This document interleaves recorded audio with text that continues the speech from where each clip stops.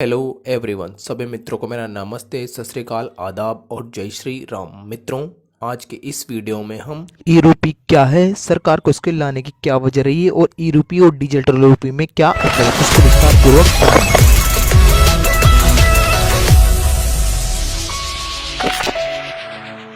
तो मित्रों, आइए सबसे पहले समझते हैं कि जो ई रूपी है ये क्या है।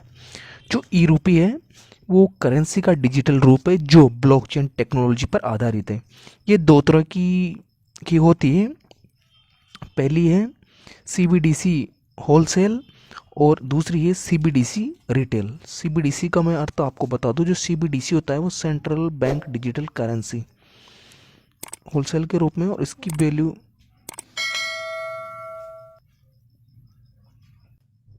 मित्रों जो इसकी वैल्यू होती है वो भी जो आपकी मौजूदा जो करेंसी उसके बराबर ही होगी। इसकी फिजिकल करेंसी की तरह ही इसको एक्सेप्ट किया जाएगा। ई रूपी को मोबाइल वॉलेट में रखा जा सकता है। इसे रखने के लिए किसी बैंक की ज़रूरत नहीं होती। तो मित्रों, मैंने आपको बता दिया, जो ई रूपी है वो भी एक प्रकार से डिजिटल करेंसी है और ये दो प्रकार से होता है। का होगा एक तो कौन सा, सीबीडीसी होलसेल और सीबीडीसी रिटेल। सीबीडीसी का अर्थ होता है central bank digital currency, central bank digital currency. तो मित्रों, आपके मन में बहुत सारे सवाल उत्पन्न हो रहेंगे, जो ई रूपी यूपीआई से कैसे अलग है और ई रूपी को लाने की सरकार की क्या वजह रही, तो इसके बारे में अपन चर्चा कर लेते हैं। अब मित्रों, ई रूपी ट्रांजैक्शन यूपीआई से कैसे अलग होता है इसको बारे में जान लेते हैं अपन। तो यूपीआई से ट्रांजैक्शन करने के लिए आपको सबसे पहले बैंक अकाउंट में पैसा जमा होना चाहिए, ये उसकी पहली प्राथमिकता है।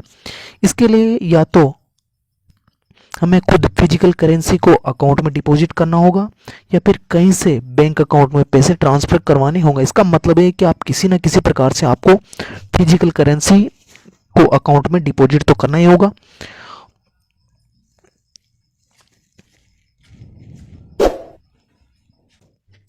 लेकिन ई रूपी आने के बाद में आपको एक बार भी फिजिकल करेंसी को अकाउंट में नहीं डालना होगा। कहने का मतलब है, आप जब भी यूपीआई से पेमेंट करते हो तो आपके अकाउंट में पैसा तभी होगा जब आप बैंक में जाके पैसा जमा कराओगे या किसी के आपके अकाउंट से आपके यूपीआई पेमेंट के अंदर आप पैसे ट्रांसफर करो, तो उसको भी फिजिकल करेंसी तो जमा करवानी होगी बैंक में जाकर।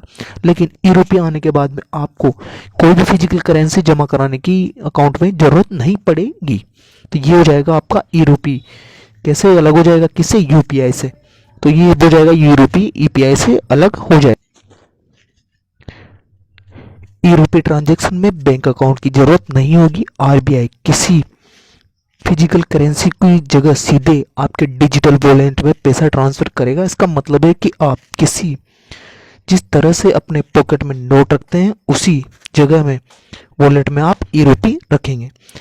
एक दूसरे को पेमेंट कर सकेंगे। डिजिटल वॉलेट बैंक द्वारा मुहैया कराया जाएगा। इसकी पूरी प्रोसेस क्या होगी, आने वाले दिनों में आपको इसके जब भी लॉन्च होगा उसके बारे में आपको ये सारी चीज़ साफ साफ जानकारी आपको मिल जाएगी या आपको जब वो पता चल जाएगा। कहने का मतलब ये एक प्रकार से जो ई रूपी है वो बैंक द्वारा ही दिया जाएगा, लेकिन ये इसका संबंध आप जिसे भी जो यूज कर रहे हो फिजिकल करेंसी उसी प्रकार से ये आपको ई रूपी बैंक द्वारा दिया जाएगा। इसके अंदर बैंक की जरूरत नहीं होगी किसी प्रकार से। मित्रों, अब हम बात कर लेते हैं कि जो ई रूपी, इस ई रूपी को लाने की क्या वजह रही है, सरकार की क्या जरूरत है कि ई रूपी को लेकर आए। ये रुपए के मौजूदा डिजिटल स्वरूप की जगह नहीं लेगा, बल्कि लेन देन का एक और माध्यम उपलब्ध कराएगा। कहने का मतलब है, जो आपका जो डिजिटल जो पेमेंट है उसकी जगह नहीं लेने का मतलब एक और माध्यम, एक और आपको अपॉर्चुनिटी या एक और आपके पास ऑप्शन रहेगा कि आप इससे भी कर सकें और इससे भी कर सकें। जैसे आपके पास अभी वर्तमान में फिजिकल करेंसी है, यूपीआई है, तो एक और ऑप्शन हो जाएगा आपके पास ई रूपी। तो आरबीआई का मानना है कि ई रूपी डिजिटल इकोनॉमी को बढ़ावा देगा, नगद अर्थव्यवस्था को घटाने का लक्ष्य पाने में मदद मिलेगी, लेन देन की लागत घटाने में भी मदद मिलेगी, पेमेंट सिस्टम और अधिक प्रभावी होगा। तो इसके ये महत्वपूर्ण कारण थी, ये महत्वपूर्ण वजह थी। इस वजह से सरकार ने ये फैसला लिया कि वो एक और आपको ऑप्शन प्रदान करे और ई रूपी ला सके। तो ये जो ई रूपी है, ई रूपी जो आपका जो पहले का जो पेमेंट सिस्टम है वो खत्म नहीं होगा, मतलब कहने का मतलब उसकी जगह नहीं, एक और नया ऑप्शन है आपके पास में ई रूपी। तो आपको समझ में आ गया हो कि जो ई रूपी लाने की जो सरकार के पास जो वजह थी वो ये मुख्य वजह, इस कारण से सरकार ने ई रूपी लाने का फैसला लिया। मित्रों, आपके मन में ये भी सवाल उत्पन्न हो रहा होगा जो ई रुपये वो अन्य जो यूपीआई पेमेंट्स है उससे अच्छा है या नहीं है। तो इसके बारे में हम चर्चा कर लेते हैं कि मान लीजिए कि आप एक यूपीआई सिस्टम से अपने बैंक अकाउंट के बजाय ई रुपये से लेन देन करते हैं, तो उसमें कैश को हैंड ओवर करते ही इंटरबैंक सेटलमेंट की ज़रूरत नहीं रह जाती है। इसमें पेमेंट सिस्टम से लेन देन ज़्यादा रियल टाइम में और कम लागत में होगा और यूपीआई सिस्टम में बैंक मीडिएटर की तरह काम करता है, इसलिए सेटलमेंट की इसमें ज़रूरत भी नहीं पड़ती। तो आपको समझ में आ गया होगा कि इसमें अच्छा कौन है।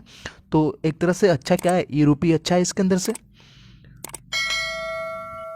मित्रों, ई रुपये की जो एक और अच्छा है इसके बारे में बात कर लेते हैं। ये बिना इंटरनेट के काम करेगा। अब जैसे यूपीआई इंटरनेट के थ्रू काम करता है और बिना इंटरनेट के थ्रू भी काम कर लेता है, लेकिन इसके अंदर जो मेन खासियत बात होगी ई रुपये के अंदर, ये बिना इंटरनेट के काम करेगा।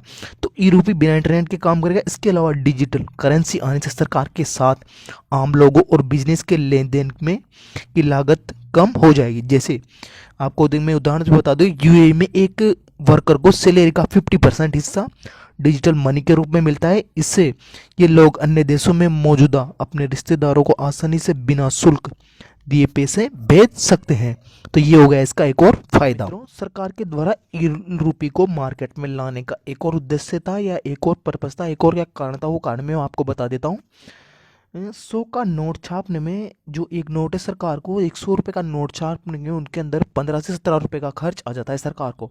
तो इस वजह से आरबीआई के अनुसार भारत में 100 रुपये के नोट को प्रिंट करने में 15 से 17 रुपये खर्च आता है।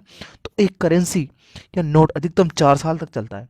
तो केंद्रीय बैंक को नए नोट छापने होते हैं जिसके कीमत हजारों करोड़ों रुपए में होते हैं। तो वित्त वर्ष 21-22 में ही आरबीआई ने 4.19 लाख अतिरिक्त नोट छापे थे जिनकी कीमत हजारों करोड़ों रुपए में थी। तो डिजिटल करेंसी की जो लागत है वो भी क्या हो जाएगी, शून्य। तो एक प्रकार से इसके अंदर जो छपाई के अंदर भी कुछ नहीं करना पड़ेगा। तो सरकार को जो ये जो पैसा है वो देश के हित में ही काम आएगा, तो लागत भी शून्य हो जाएगी। तो इस प्रकार से आपको ये सारी चीज़ समझ में आ गई होगी। मित्रों, ई रुपये और रुपए इन दोनों के अंदर जो मेन जो मुख्य अंतर है, उन अंतर को मैं एक बार आपको विस्तार पूर्वक समझा देता हूँ जिससे आपको अच्छी तरीके से ये चीज़ समझ में आ जाएगी। तो रुपए और ई रुपये के अंदर अपन जो मुख्य अंतर है उनको देख लेते हैं एक बार। ये तो एक तरफ जैसे मैंने चार्ट के रूप में बना कर दे दूंगा, एक तरफ पे रुपए ले लेते हैं और एक तरफ ई रुपये ले लेते हैं। तो जो रुपये है उसके अंदर ये फिजिकल फॉर्म में होता है, जो डिजिटल है जो ई रुपये ये डिजिटल फॉर्म में होता है। और जो रुपए हैं इसको जारी करने के लिए छपाई करनी पड़ती है, जो लेकिन जो ई रुपये इसकी छपाई की कोई इसमें झंझट नहीं है।